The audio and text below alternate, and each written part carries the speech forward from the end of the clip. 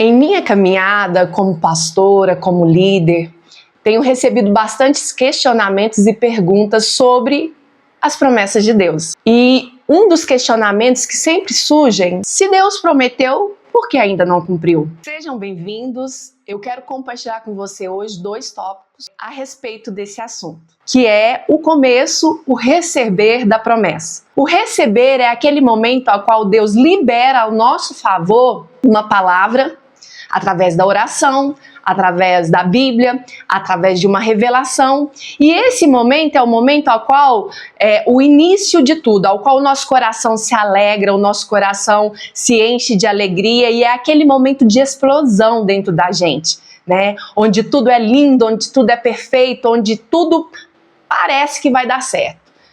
Mas existe o segundo, aonde é o sustentar essa promessa. O sustentar a promessa é o processo a qual eu e você temos que confiar, crer, continuar avançando, continuar perseverando naquilo que Deus prometeu. E nós temos alguns exemplos na palavra de Deus aonde Deus promete algo a essa pessoa e no início parece tudo lindo, que é Abraão. Deus promete a Abraão, lá em Gênesis 12, ele promete que ele seria pai de uma grande geração. E essa promessa chega com grande alegria no coração de Abraão, né? E aquele momento foi um momento onde ele pensa dentro de si: uau, Deus me entrega algo hoje. Só que, meus queridos, esse é o início da promessa.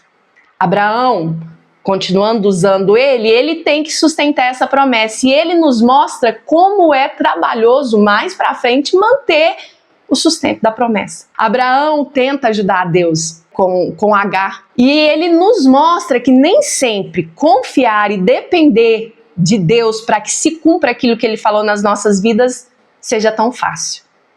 Às vezes é trabalhoso.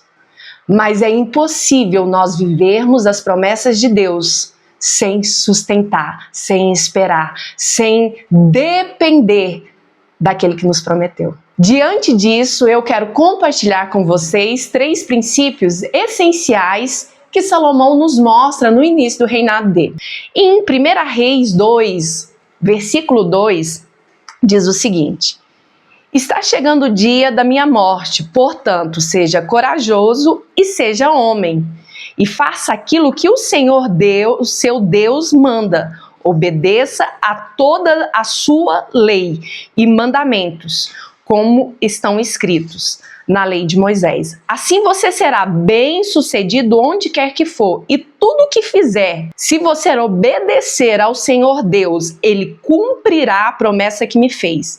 Ele me prometeu que os meus descendentes governariam Israel, enquanto obedecessem cuidadosamente e fielmente aos seus mandamentos, com todo o seu coração e com toda a sua alma. Meus queridos, aqui é transferido para Salomão a promessa de um reinado que era de Davi para a sua descendência. Só que, para Salomão continuar nesse reinado, ele precisaria sustentar essa promessa. No versículo 12, na continuação, fala o seguinte: Salomão ficou no lugar de Davi, o seu pai, como rei, e o seu governo se fortaleceu muito. Nós conseguimos entender aqui que para que esse reino fortalecesse, foi dado a ele alguns princípios. E o primeiro princípio que a gente quer hoje compartilhar com vocês é a obediência, a fidelidade. É impossível sustentar uma promessa dada da parte de Deus sem a sua fidelidade, sem a sua obediência. Nós conseguimos olhar para a palavra de Deus e ver várias pessoas que foram desobedientes e não conseguiram alcançar a totalidade da promessa de Deus nas suas vidas. Nós conseguimos ver Sansão, que foi levantado, recebeu uma promessa como o libertador do povo de Israel. E no final da sua vida ele morre cego e escravo, porque não conseguiu sustentar a promessa em obediência e fidelidade. Nós conseguimos olhar também para a vida de Saul, que foi o primeiro rei ungido, rei de Israel, ele não consegue sustentar essa promessa. Diante da desobediência, Saul perde o trono e o direito da sua descendência a continuar no trono. E assim vai, nós conseguimos ver que aquele que não obedece os mandamentos do Senhor, não é fiel aos princípios do Senhor, ele não consegue sustentar as promessas de Deus na sua vida. E ele não consegue viver a totalidade daquilo que Deus tem para ele. A obediência terá que ser a sua conduta de vida, em meio à multidão e no seu secreto. Nós conseguimos ver que a desobediência consegue atrasar aquilo que Deus tem para a sua vida. Nós podemos ver o povo de Israel, que era escravo, estava debaixo de um jugo ali no Egito, e Deus traz uma promessa à vida deles que libertaria o povo, que daria àquele povo uma terra onde mana leite e mel, uma terra produtiva, uma terra onde que tudo que planta dá, que tudo que é lançado é próspero. Mas a desobediência trouxe sobre esse povo um atraso nessa promessa.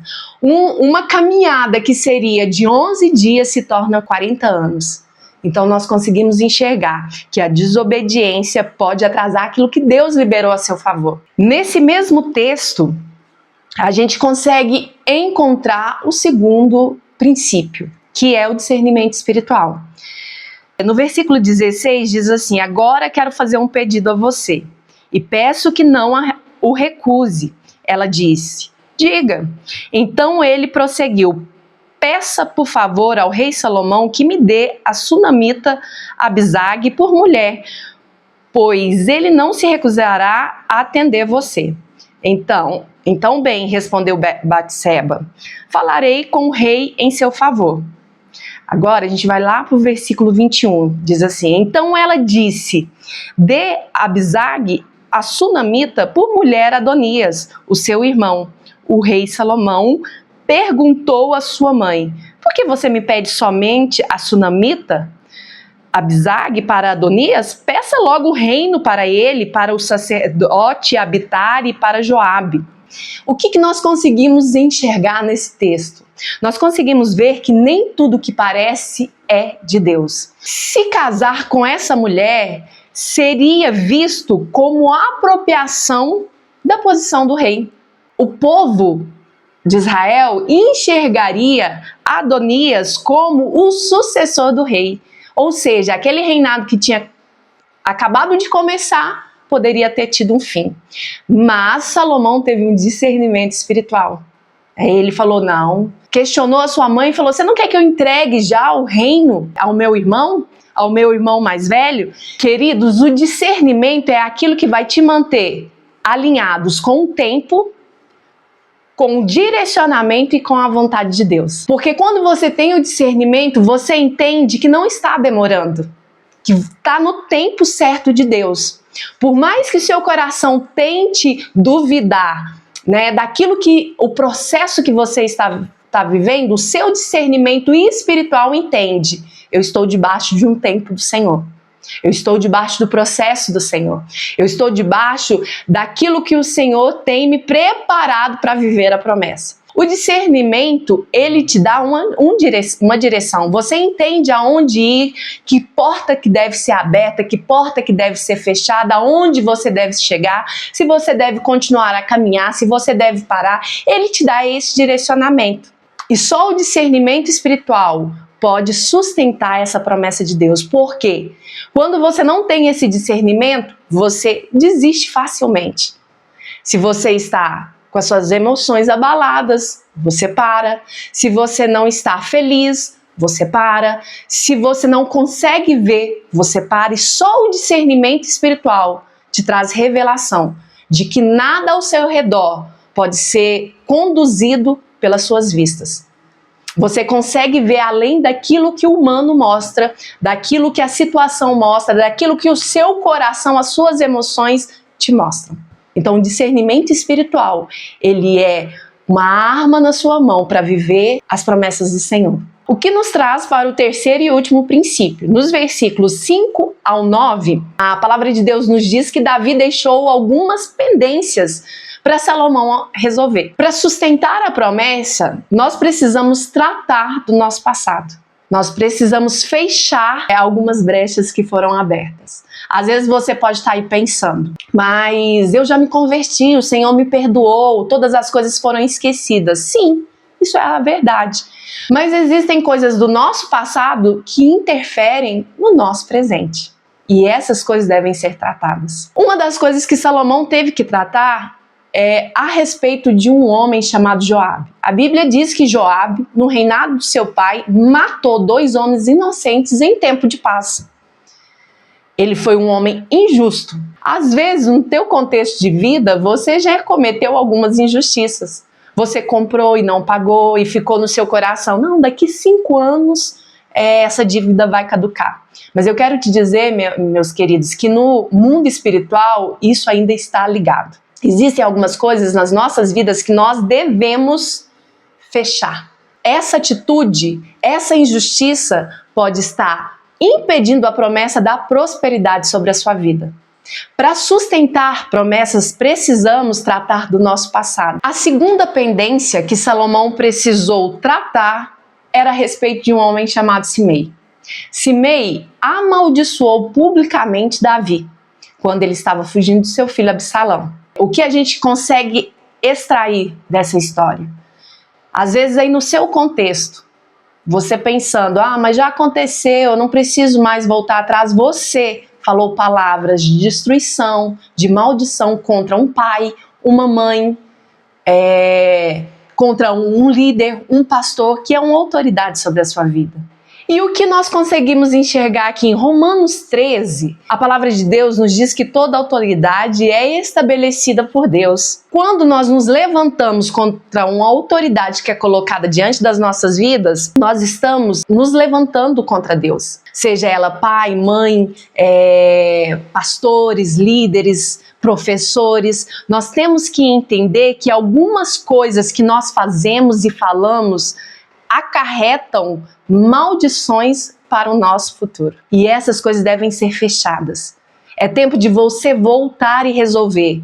Aprender a pedir perdão, fechar brechas que foram abertas, ciclos que foram iniciados sem a permissão de Deus, sem a vontade de Deus. É tempo de você tratar daquele passado que te gerou dor, ferida, que te gerou traumas, para que você possa viver a partir de hoje a totalidade da promessa de Deus. Então hoje eu te encorajo a fechar ciclos que estão impedindo a promessa de Deus sobre a sua vida.